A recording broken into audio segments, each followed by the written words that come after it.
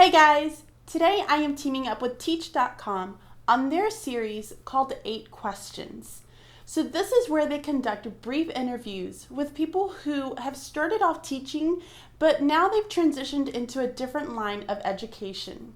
So while still in the classroom setting, I decided to expand my professional outreach with teachers across various platforms. I wanted to be able to share ideas and collaborate with different teachers so that I could help either create a less stressful environment for them, so that I could give them ideas and they can share their ideas back with me so that we can better ourselves as professionals. So I've written out all of my answers to 8 questions on Teach.com's blog, and I'm going to leave a link down below so that you guys can go and check that out. I highly recommend that you check out Teach.com, especially their 8 question series. They have some amazing educators out there that can give a lot of great inspiration, and especially if you're looking to do something else other than just teaching, this would be a great place to start. So Teach.com and I thought that it would be really neat if I went on ahead and answered the questions on a video format as well. So not to keep it waiting much longer, let's go ahead and dive into the 8 questions. The first question is, what's your name, location, and current profession? My name is Bridget Spackman and I am a kindergarten teacher.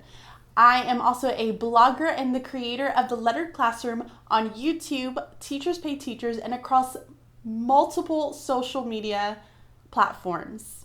I live in Birmingham, Alabama with my 2 sons and my husband. So my daytime job, I guess if that's what you want to call it, is teaching, of course, and I teach kindergarten.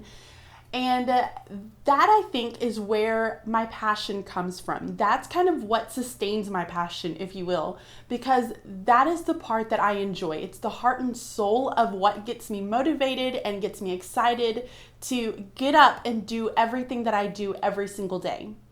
Now, YouTube, on the other hand, has become almost the working body of everything that I do on social media. I never thought that YouTube would be my bigger social media platform, but it has become that, and I could not be more excited about it. So YouTube is where I talk about all things teaching related and kind of lifestyle in some ways too.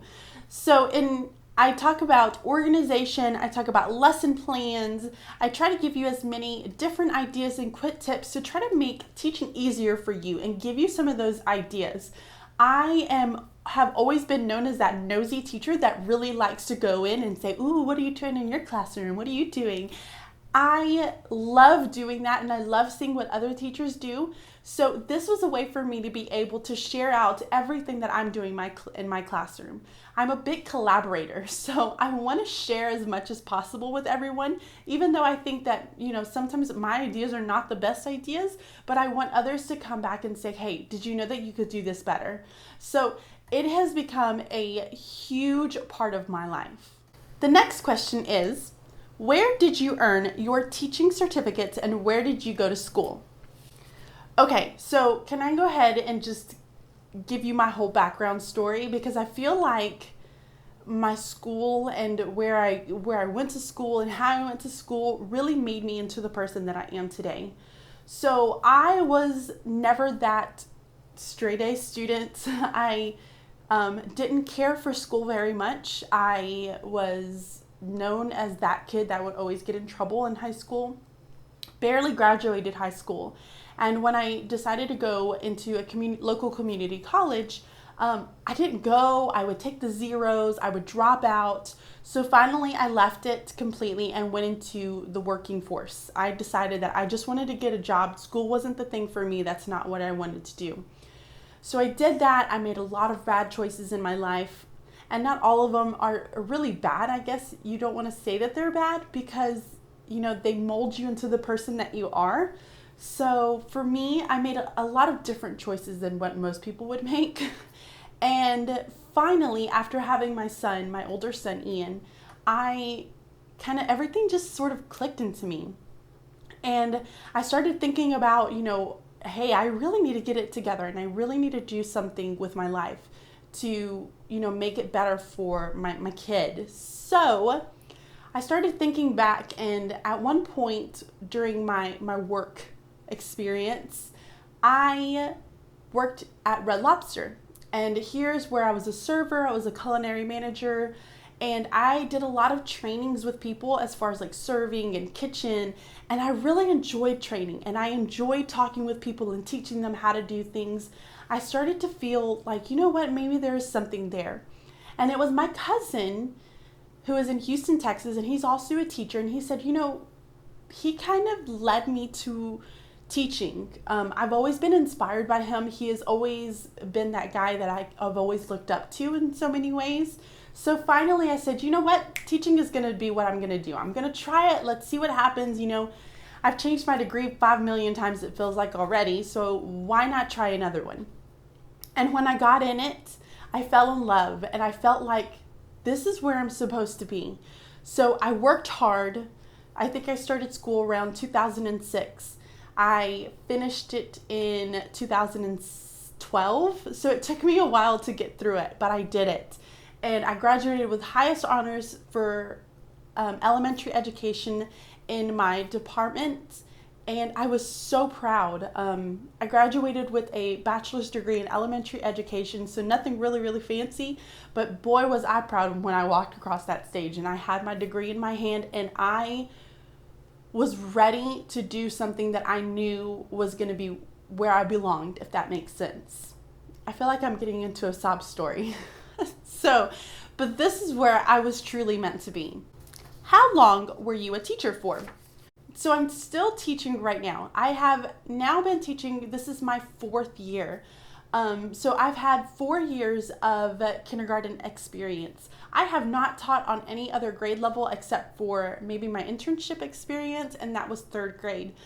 Kindergarten has been where I fell in love. It was my niche. It was something that I found that I was really, really good at. And not to say that I don't think that I would be any better in any other grade, or I wouldn't be good in any other grade, because I feel like, you know, with the passion that I have for just teaching students and teaching kids, I can take that across various grade levels. But kindergarten is where my heart has been for the last 4 years. And I wouldn't be opposed to trying a different grade level, because, you know, that's what makes us learners. You know, we try new things, we do different things, and we continue growing as professionals. So, but that's where I've been currently. Next question is, what was the most rewarding part of being a classroom teacher? So this is a 2-part question. I'm going to break it down. What was the most rewarding part of being a classroom teacher? Okay, so I feel like almost everyone's going to try to say this. I feel like if you're a teacher, you know, you do it because of the kids. You do it to be able to, you know, see them get excited about learning and see them go from knowing nothing at all, knowing not even one single letter in their name, to all of a sudden knowing all of their letters and all of their sounds, and they're reading books and they're answering questions and they're writing stories. I think that is the most rewarding part of it, you know, and seeing them grow, not only as students in the academic aspect of it, but then also as just learners and as little people, because I mean, these are little people. Yes, they're students, but they're also human beings, and they're going to be citizens and people who take care of other people, and they may be teachers or, you know, doctors, or I mean, anything that you can think of. And to know that you've played a part in that child's life, and that you mean something to them, because let's face it, some of these kids come in and they don't have anyone to, you know, that gives them a hug, or that, you know, tells them how great they are, or I get a little chills. Okay, so that tells them like how great they are, or how much they mean, and how much they're believed in, and that they, you know, people do believe in them, that they can do amazing things. That I think is the reward in and of itself. You know, teaching is hard. I'm going to tell anyone out there, teaching is really, really hard. And if you're not in it for the right reasons, then this isn't the profession for you. You know, you need to have your heart and soul into it. I feel like if you do that, then you care, and you will do your best and your all to make sure that your kids succeed. And that is a reward. That is the most beautiful thing that you can come out with. Okay, so here's the second part to that question. And it says, what about classroom teaching did you find the most challenging? Whoa. Okay. So, I mean, I've had a ton of challenges because if I think back to my first year teaching challenges that I had, which a lot of first year teachers are going to be like, yep, I'm living that right now. You're trying to survive. You're trying, you don't know a lot about the curriculum. You don't know exactly your style of teaching yet. You haven't developed that quite yet. So I feel like where my challenges were then is very different to where my challenges are now. And right now, in this specific moment, I would say balance is my big challenge. I have a hard time balancing work and my personal life and knowing when to stop and, give myself a little me time. Y'all, I will get super fixated on one little thing and I will say, nope, I have to fix this. Maybe it's, tier 2 intervention and I'm not getting it with this kid. I will spend all hours researching on the internet, trying out different things, making new games and putting out new printables so that I can better my student. And I feel like sometimes I have to learn how to take a step back, slow it down, take a deep breath, and just pull myself from that. I feel like, I overthink things too much and I'm either exhausted or, I don't spend quite enough time with family, which family is very important to me. And I want to be able to spend that time with my kids because they're only young for so long. So finding that balance between work and, home is hard, especially for teachers, I think. And I know that there's probably a ton of professions out there that are in the exact same situation, but for teaching, you wake up thinking about teaching, oh man, I got this lesson plans, I have this due, I need to go turn in this form. And then you're thinking about teaching all day when you're at work. And then when you come home, you're like, man, I need to send out that email. I need to go and write these plans. I need to go ahead and start on this for next week. You're constantly on as a teacher, it never stops. So finding that balance and knowing when to pull it back and give yourself a little bit of you time so that you don't become that burnt out teacher is really important. And that's what I've worked on a lot with this year. And I think, having a younger son who, can only be in daycare from this time to this time has really been helpful for me because I was that teacher that was there at 6:30 and I wouldn't leave until 6:30. So having my younger son has really helped me to learn to start balancing some of that. But that, I think, most of all, has been the biggest challenge for me in teaching. Okay, so next question is, why did you decide to transition from classroom teaching to your current profession? So let me take you back. I feel like I'm always going to give you guys a background story for everything, and I'm really sorry about that. But when I first started kind of getting really deep into the education world as far as like my student teaching and stuff, I went to the internet and I started finding blogs. And specifically, and I can pinpoint this one, it was Kara Carroll and the First Grade Parade. So I fell in love with her blog and I was like, oh my gosh, one day that is going to be me. I am going to be like Kara Carroll and I'm going to have a blog and I'm going to do this and it's going to be great. So I got my little degree, I got my little job, and I said, you know what? I'm going to make my little blog. So I made my little blog, and at that time I was called The Colors of Kindergarten. I get so warm when I think about this. So at that time I was called The Colors of Kindergarten, and I started putting out my little posts, and I was so excited about it, and all of a sudden it flopped. And I stopped posting and I wasn't motivated and I wasn't driven to, post things up or, I don't know, it just didn't feel right in a way, and I started thinking, why didn't this work? And I tried it a few other times and I tried to tweak it and do some different things. And in the end, and I can't remember where I got this from, but in the end I thought, you know what? My problem is not my blog, it's not my writing, it's not my pictures, it's the fact that I'm trying to be someone else. I'm trying to live in someone else's niche. I hadn't quite figured out exactly what was my niche and what set me apart from everyone else. I was just like every other blog, I feel like, that's out there. And there's tons of wonderful blogs and there's tons of wonderful teachers out there that give you so much great information. But I wanted to be something different. I wanted to be Bridget Spackman. I didn't want to be a Kara Carroll. I started learning to own my own decisions. So finally, in this, like around 2014, it was probably during the summer or fall of 2014, I came up with the Lettered Classroom. And I started blogging a little bit, and I did a little bit here and there. I started creating some things that I really enjoyed.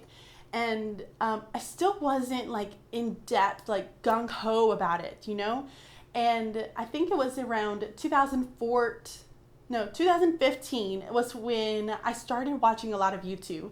So I'll give you guys TMI, but we don't do cable at our house. We just don't watch enough TV. We don't care to watch enough TV in our house. We're more Netflix and Amazon people. So we just kind of stick with that. And so I went to YouTube and I started looking up different things. And this is probably really embarrassing for me, but I started looking up hair tutorials, makeup tutorials, and my favorite was the planner tutorials, right? It's the organization of your planner. So I fell in love with YouTube at that point, and I looked at my husband and I told him, I want to do this. I want to be on YouTube, but and I started searching and looking for more, and I couldn't find a lot of YouTubes like for teachers. There wasn't a lot of stuff out there for teachers, and I thought, you know what? I could do this. I can tap into this teaching on YouTube and sharing ideas and, kind of looking at a camera and talking to you guys, because that's what I'm doing right now, is I'm talking to you and sharing all of the experiences and all the trials and tribulations and all of the great praises and wonderful things that I'm doing with everyone on YouTube. So that, I think, is when I started YouTube, is when everything started to take off for me. And I feel like once I started YouTube, that became my biggest part in social media. And so once I started that, my blog started coming together. Once I started YouTube, my Teachers Pay Teachers started coming together. I became more motivated and more inspired and more driven to be this person on social media. So I think that was a really long answer to that question. But I mean, the idea was that I pretty much started off wanting to be like somebody else, wanting to be, just another blogger that I saw out there that gave great ideas, and I was inspired by her. And in the process of me figuring out, this is not for me. This is not who I am. I need to be Bridget Spackman. I started learning how to find who I was as a teacher and as an educator and as a person, And so I feel like, and that started to lead me into who I am now and what I'm doing now, and with YouTube and with the Lettered Classroom on my blog and on Teachers Pay Teachers and on so many other social media platforms. It's that I finally found who I was, and I wanted to be able to share that and say, I'm Bridget Spackman, and although I may not be like some of these other bloggers, I'm me, and I think I have a say, and I want to be able to share that with everyone. So that's pretty much what led me into my career into social media. Okay, next question. What is the best part of your current job? So I feel like I'm cheating right now because I get to live the best part of both worlds. I'm still a kindergarten teacher in the morning, and then I come home and I'm this YouTuber and blogger and Teachers Pay Teachers seller, and I'm doing all of these different things at home. So I'm living both worlds in a way. But thinking on the aspect of my social media, the best part of it is going to be communicating with other teachers out there. And I feel like a lot of people who are in social media, that is what the best part of everyone's job is, being on social media, is the communicating with people. I think that, having other people that you're talking to, building that community of people that you collaborate with and share ideas with, that group of people helps to motivate you to be better, and it helps motivate you to want to do the best and to try different things and to be able to share those things with everyone. So by far, communicating with other teachers and being able to share ideas and getting ideas from everyone else is the best part of what I do on YouTube and on the Lettered Classroom. Okay, next question is, what skills did you gain from classroom teaching that have allowed you to excel in your current profession? So earlier I was talking a lot about my niche and finding my niche in teaching and developing my own teaching style. I think that is going to be where I developed a lot of those skills that's bringing it to where I am today. Because YouTube and my blog is just a place for me to be able to express and share everything that I'm doing in my classroom. So me developing all of the different ways that I teach. And, as I've gone through from being a first year teacher to now being a fourth year teacher, I've developed different ways of organization that's really worked for me. I've developed, different styles of teaching that have worked for me. And I'm more of the person that tries to dig deep into standards and make sure that everything connects, because I do have a very large population of ESL learners that are within my classroom, and I really want to make sure that these kids are coming in with no oral language, and some kids are coming in with not being read to, and they don't know any letters and sounds. They don't have any experiences with books. They're probably not even talked to very much. So many kids are just now offered an iPad and said, hey, here you go, take a seat, don't bother me. Because, a lot of people are they're working. They're doing their best to, take care of their kids and keep their family going. So for me, having that new sense of thinking of how am I going to meet my kids' needs? How am I going to be able to know that I'm teaching every standard, that I'm setting them up for success, and that I'm really giving them that great foundation of that oral language and building on to that to help them meet to where they need to be now. So for me, that organization and that ideas and ways of thinking and how I plan out my lessons and how I make those connections with my students and how I want to make my students grow as learners has really made me more passionate about what I am doing on YouTube and on my blog, because I want to be able to share all those amazing ideas with you. I've spent a good of 2.5 years now, I feel like, trying to really develop and own in onto my teaching style, and I feel like it is unique and it's a little bit different from what other teachers are doing, and I'm excited about it, and I want to share it with everyone, and I want you to know what it is that I'm doing in my classroom that's working for me, so that you can go back and you can take little bits, pieces in here and there, and you can try it out in your classrooms, and then we can come back together and we can collaborate and share those ideas and talk about what worked and what didn't work, because that's what teaching is all about. It's about that collaboration. It's about talking about it. It's about brainstorming so that we can help our kids out in the end. So for me, everything that I'm doing in my classroom, with it being with organization and, because as a teacher, you have to be organized. So with being with organization and really looking in and diving deep into those standards and meeting my students' needs has really made a huge impact into what I'm doing on YouTube and on the Lettered Classroom.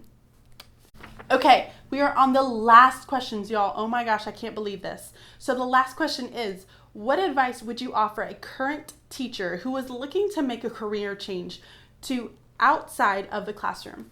Okay, so I feel like I've been preaching this the entire time that I have been answering these questions, but find your niche.